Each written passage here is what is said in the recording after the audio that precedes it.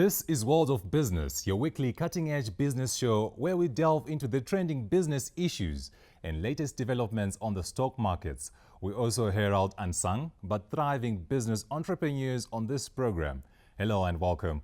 My name is Malvin Matawa. According to the Zimbabwe Investment and Development Agency, ZIDA, Zimbabwe secured investments worth over 3.4 billion United States dollars during the third quarter of the year. Now, as the Second Republic's policies centered on the ease of doing business continue to bear fruit. In the second segment, we are going to be looking at the status of the foreign direct investments and domestic direct investments in Zimbabwe as the year ends, and also placing emphasis on the special economic zones that were outlined by the Second Republic. But first, we take a look at the exchange rates as of today.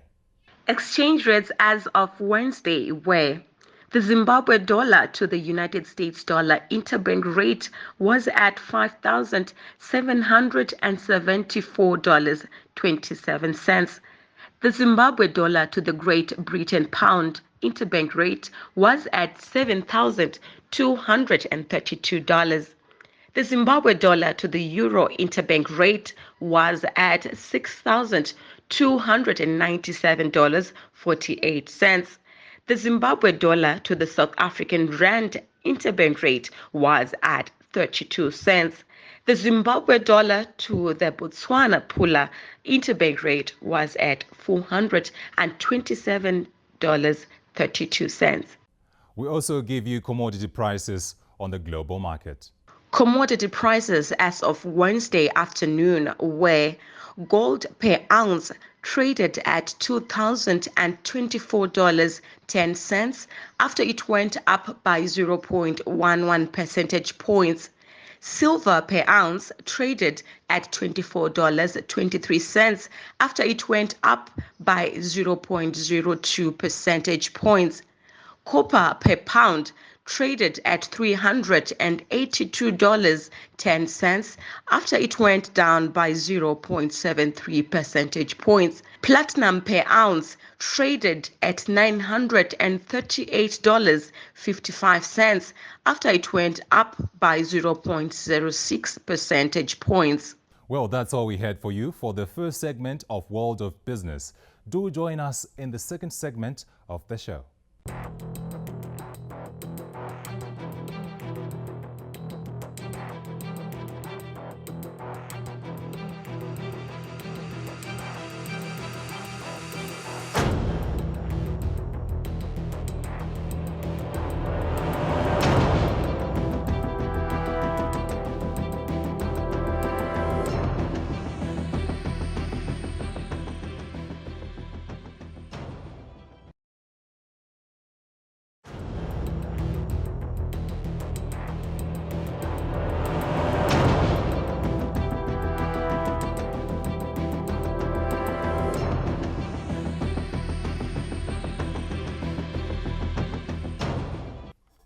Well, welcome back to the second segment of World of Business. As said earlier on, today we are looking at the status of the foreign direct investments and domestic direct investments in Zimbabwe as the year ends, and also placing emphasis on the special economic zones that were outlined by the Second Republic. To help unpack this, we have economists Mr. Tawanda Zuze and Mr. Cornelius Peter Mubi. Gentlemen, welcome to World of Business.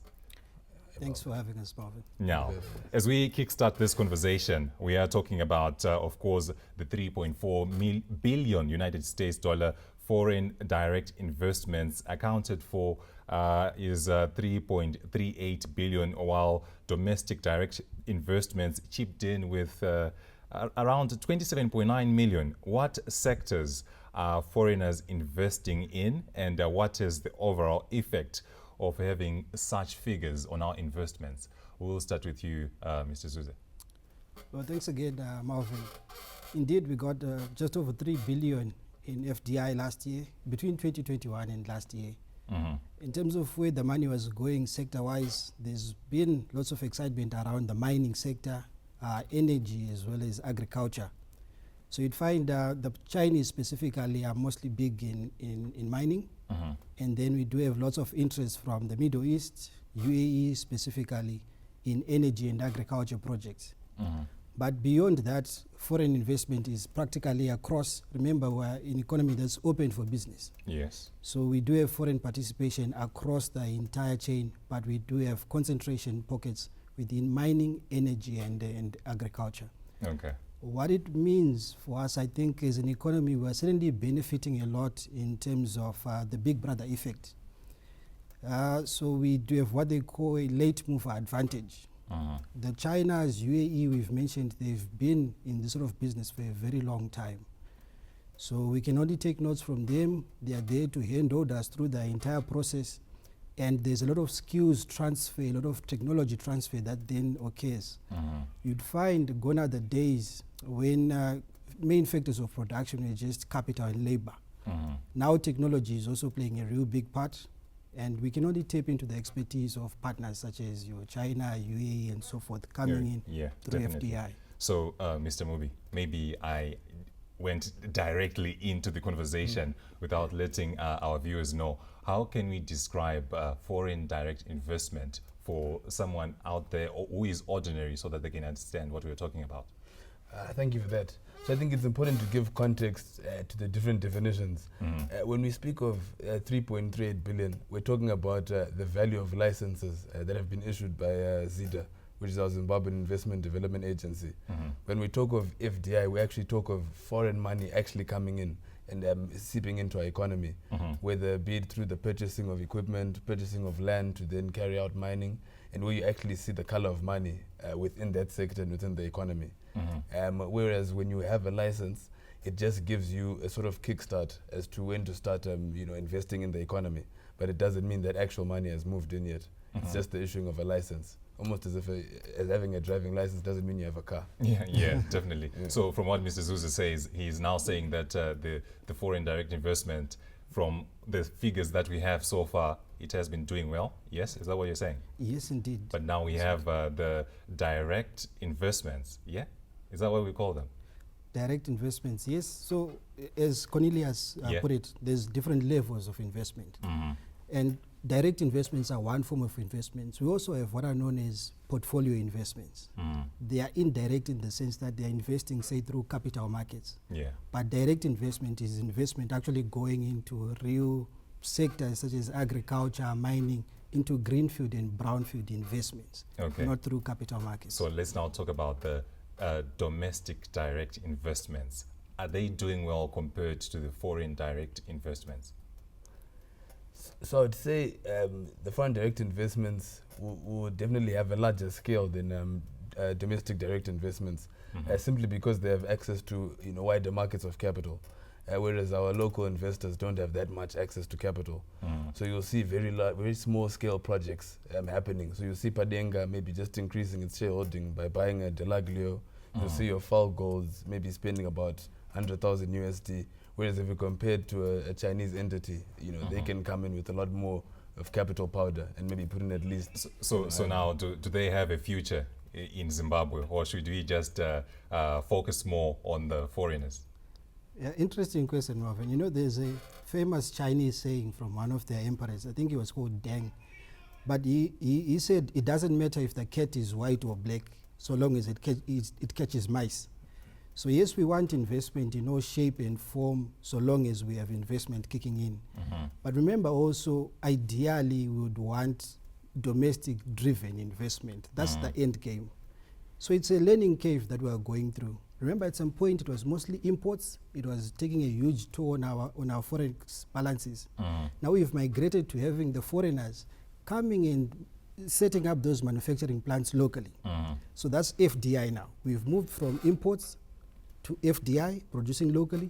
And from FDI, we hope through the skills transfer, tech transfers, we can move to direct directly. So the two can work hand in hand. They shouldn't compete. They complement. All right. So we have seen quite a number of investors coming through to Zimbabwe. You have your Indians, your Chinese, and so many other countries. What are these qualities that they see in Zimbabwe which are inviting them to invest their businesses right here?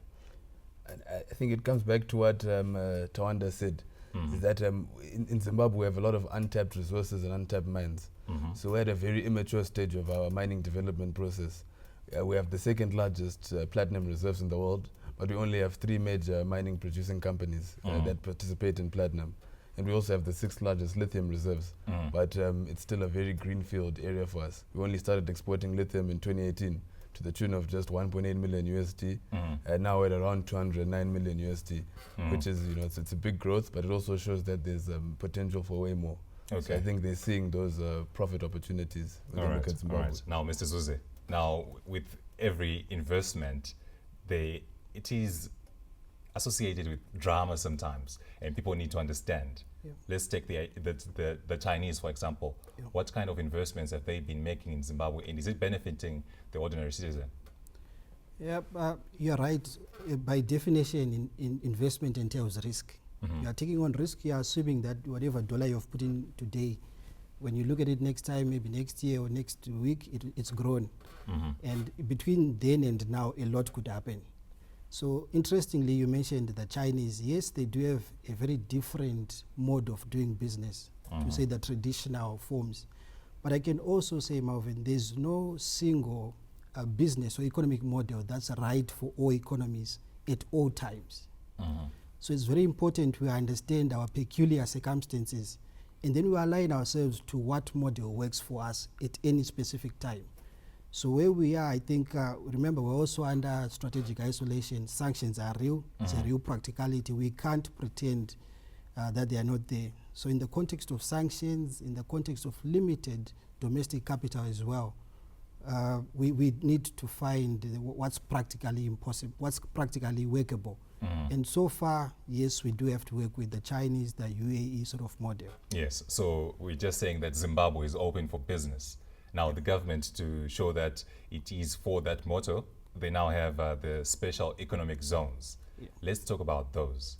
The sectors which have been guaranteed these special economic zones, are they the right sectors, and what should be done to make sure that the right sectors are granted this? So I think the sectors that they've earmarked for SEZs are your agricultural, mining, and your energy sectors. And I think these are, the biggest ones that we should, as a country, be leveraging upon, because those are our strategic advantages. Those are competitive advantages on a global scale. And I think what's important, and which we've already started doing, is involving the Chinese investors in seeing how we can set it up effectively, so that these SEZs also match global standards. Because it sounds very nice on paper, but how are we implementing these? Okay. So you say some of the key advantages of having the SEZs, as he says, yes? What are the other advantages that you think that we can benefit from these special economic zones? Yeah, so good thing there's lots of history around SEZs. It's not like we are reinventing the wheel. I think they began around the 50s or so, and around the 70s, mid-70s is when China also took up the concept of special economic zones.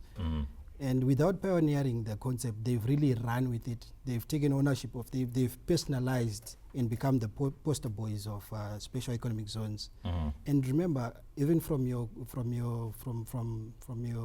earlier sessions, there's a lot of mention. Once you mention economic development and investment in Zimbabwe, you can't not mention Chinese participation.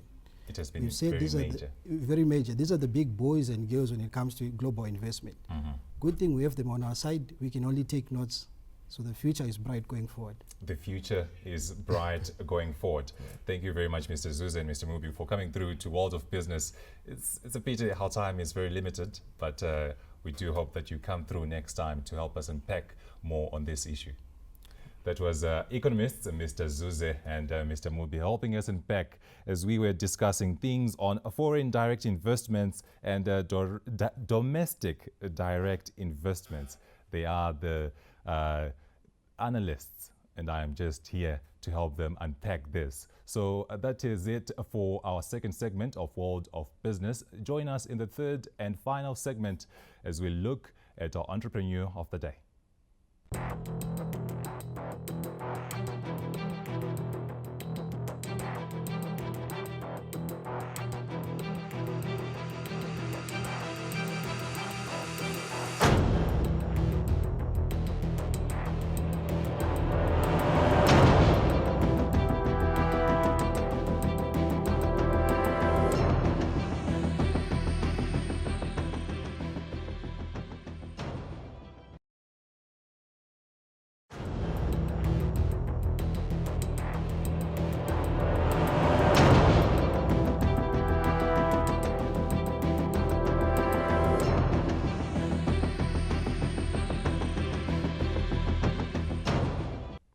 Welcome to the third and final segment of World of Business, where we give you the spotlight to our Entrepreneur of the Week. Now, the World of Business team spoke to Mrs Theresa Mukuku, a local female entrepreneur who is into distribution and selling of packaging material on a large scale. Let us hear more from Sela Marere as she speaks to Mrs Mukuku. Today, unlike the previous episodes, we have visited a lady entrepreneur who is into the distribution of packaging material, talk about women emancipation. She's going to tell us more about her business and why she decided to venture into this particular sector. Hello, Mrs. Mukuku. We thank you so much for joining us today, and we are very much excited and looking forward to this conversation. Hello, how are you? I'm fine, thank you. And how is business? Business is good. We are trying to stay afloat. Okay, so who is Theresa Mukuku? For the benefit of that person who is watching you and seeing you for the first time on TV, who is Theresa Mukuku? In a nutshell, Theresa Mukuku is a mother, and she's a mother of 3. She's married. I started doing business. Yes, I say the company was formed in 2009, but I can say I started doing business well back when I was a child. We would go and sell, if you know which we called freezes by then. I could go and sell freezes at schools, at shopping centers. That's where the selling aspect started from. So when we then grew up, we went to school, I chose a career in selling, in business studies. So that also helped me to develop the selling skills that you now see, and that I'm trying to showcase to other women to say we can make it. So let's talk about the history behind starting this business. You say that you were just a little girl who was interested in selling freezes, but now you've got a whole enterprise that deals with distribution of packaging material. Why this particular sector? What's the history behind this motivation? We saw a gap in the market that needed to be fulfilled. As you know, every business comes out of a problem, and we offer solutions. So we discovered there's a gap in the market to offer food packaging to the retailers, hotels, restaurants, butcheries. That's when we thought of an idea of starting a packaging company. So I always had a passion for food. Unfortunately, I could not cook for some reasons. So I thought of a career that can accommodate something to do with food. That's when we thought of food packaging. Oh, so you said you started business in 2009, and now we are in 2023. How would you compare the business environment back then and now, and what are some of the challenges and circumstances that you have had to overcome along the way?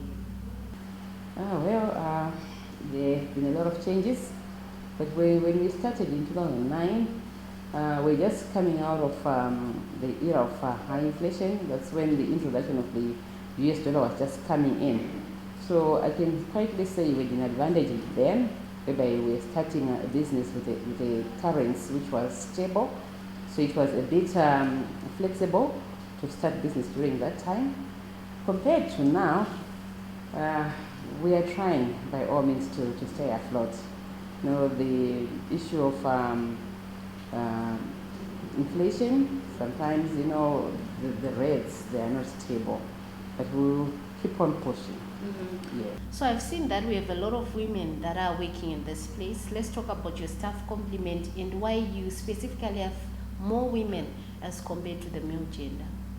With women, I feel as a woman as well, I need to empower other women. As I mentioned earlier on, when you empower a woman, we have fed the nation.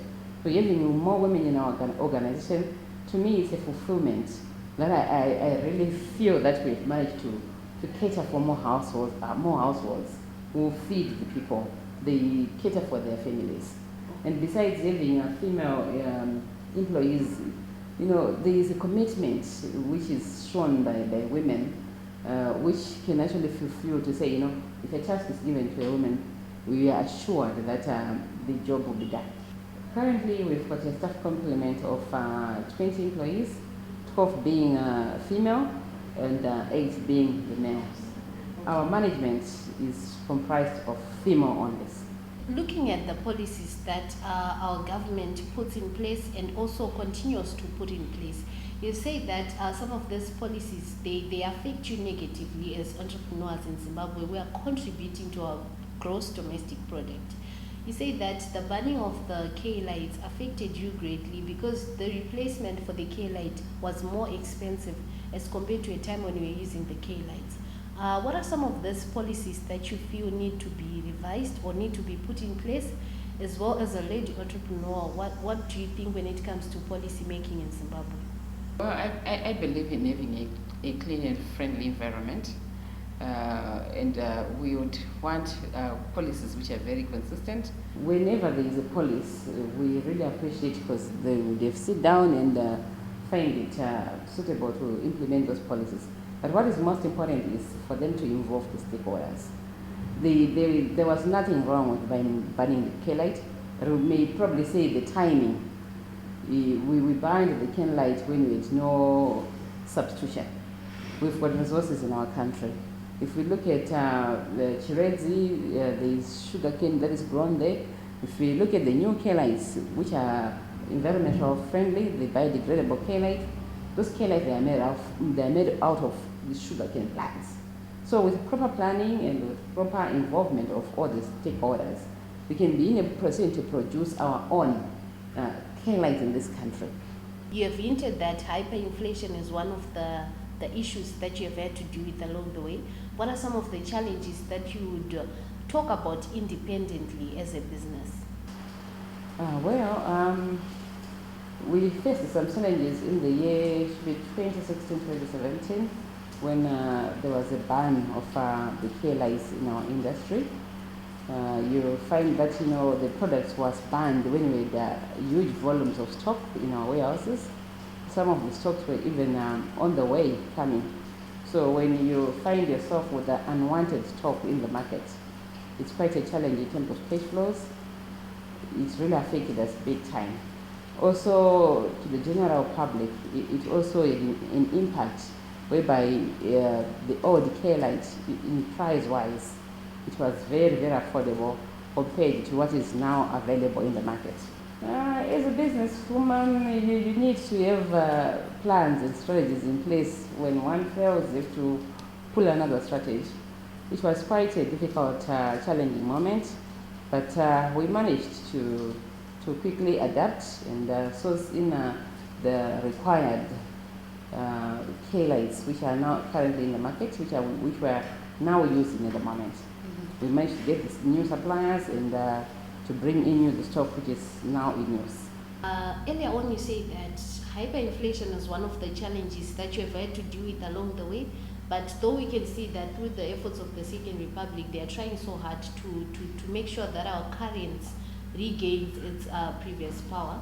What are some of these policies that have been put in place for you business people that you are currently celebrating? Well, we really appreciate all the government's efforts that they are doing. We find now there are now the new banks for women where we can actually go and borrow some funds. We really appreciate the initiative by the government to promote women in business. So lastly, as we conclude the conversation, looking at the fact that you're a female entrepreneur who is working in a previously known to be male-dominated space, what would you say when it comes to some of these gender stereotypes that have been prevalent, that women cannot do it as much as men can? What's your take when it comes to that, looking at your experience so far, and also your comment when it comes to women emancipation as a concept? You rightfully said it. When you're in business, sometimes you need to forget about the gender. If you're a woman, you just need to put on a men's jacket and go into the world and shine. Yes, we've got challenges sometimes when by the society they look upon down a woman, some cultural issues as well. There are some places where we are limited to go. Sometimes you cannot go be in a bar at night trying to sell. Whereas with men, there is a little bit of an advantage. They can meet after work, they can discuss business. But either way, it doesn't refrain us from doing business because we are women. You still have to find your own way of doing things. As men to men, they go and hang out for drinks and do business. We as women, we must also be able to hang out lunch to lunch and have business discussions. Thank you so much, Mrs. Mukuku. And as I've said earlier on, we are very much excited about this episode, unlike the previous episodes, because it's not every day that we come across brave women like you. What are your words of motivation to that aspiring entrepreneur who is a female and is working in an environment where patriarchy has been prevalent for a very long time? What is it that you'd like to tell them at this point? Well, to that girl child who's out there, I can say is what is most important is to know your passion. Master your passion. Master your game. Go for it and be brave. Nothing is impossible in this world, regardless of gender. Be it a woman, be it a man. As long as you've got the right cause, you know your stuff, you know what you want to do, you know what you want to achieve, nothing is impossible. Thank you so much, Mrs. Mukuku, for the lovely conversation we've had today. And I'm very much excited because we have always had male entrepreneurs coming onto the program. And today we've got a lady who is here to reshape the narrative. Thank you so much for the insightful conversation, for the very informative nuggets that we have taken from you today. You're welcome. It is a pleasure, and we really thank you for coming to see us. We hope to see you next time. Gone are the days when we had a woman's role restricted only to the kitchen, but these days we've got women, strong women, that are putting on the male jacket and dominating the recently known as the male-dominated spaces, such as the story of Mrs. Theresa Mukuku, who has incited us today and who has told us that as women, we need to take up these roles, that we think that they're only good enough for the male gender only. And that concludes this week's segment of our Entrepreneur of the Week. Be sure to join us again next week. It's now back to the studio. That was the third and final segment of World of Business that brought into the spotlight that women are also actively participating in reshaping our gender narrative and taking part in economic development. That brings us to the end of this week's edition of World of Business. Join us again next week, same time. Enjoy the rest of your viewing.